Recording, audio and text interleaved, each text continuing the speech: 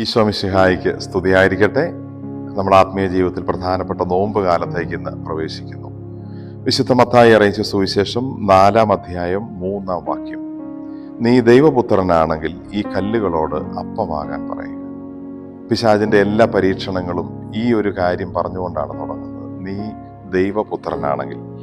ഈശോയുടെ അസ്തിത്വത്തെ, ഐഡന്റിറ്റിയെ ചോദ്യം ചെയ്യുന്ന ഒരു പ്രകോപനം, ഒരു പ്രൊവോക്കേഷൻ പിശാച് ഈശോയുടെ മുമ്പിൽ വെക്കുകയാണ്.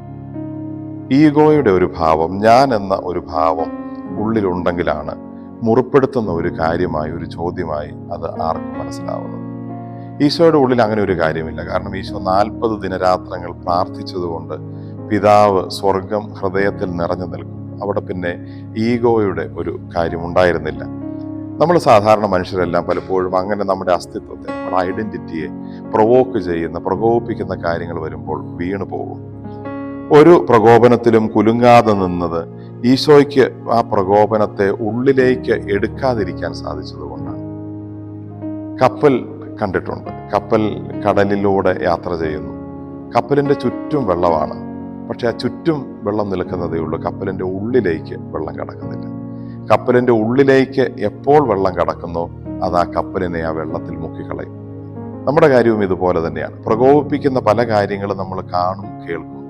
അതിനെ ചെവിയിൽ കേട്ട് മറുചെവിയിലൂടെ ഇറക്കി വിട്ടെങ്കിൽ നമ്മൾ നേടി. ഇല്ല, അതിനെ നമ്മൾ മനസ്സിലേക്ക് എടുത്തെങ്കിൽ, അതുകൊണ്ട് നമ്മൾ മുറിയപ്പെടാൻ നമ്മൾ നിന്നു കൊടുത്തെങ്കിൽ അത് നമ്മളുടെ ഈഗോയായി വളരുന്നു, നമ്മളെ മുറിപ്പെടുത്തുന്ന കാര്യമായി മാറും. പിശാചിന്റെ ഒരു വാക്കും ഈശോയെ മുറിപ്പെടുത്തിയില്ല. ഒരു ചോദ്യവും, ഒരു പറച്ചിലും. നമ്മുടെയും പ്രകോപനങ്ങൾ ഉണ്ടാകുന്ന സമയത്ത് അതിൽ മുറിപ്പെടാതിരിക്കാൻ, അതിൽ നമ്മൾ വീണു പോകാതിരിക്കാനുള്ള ആത്മീയ ബലം നമുക്കുണ്ടാകട്ടെ.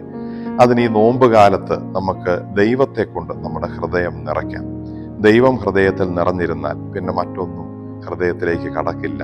ഒന്നിനും നമ്മളെ കുത്തി മുറിപ്പെടുത്താനോ നോവിക്കാനോ ആവില്ല. ആമേൻ.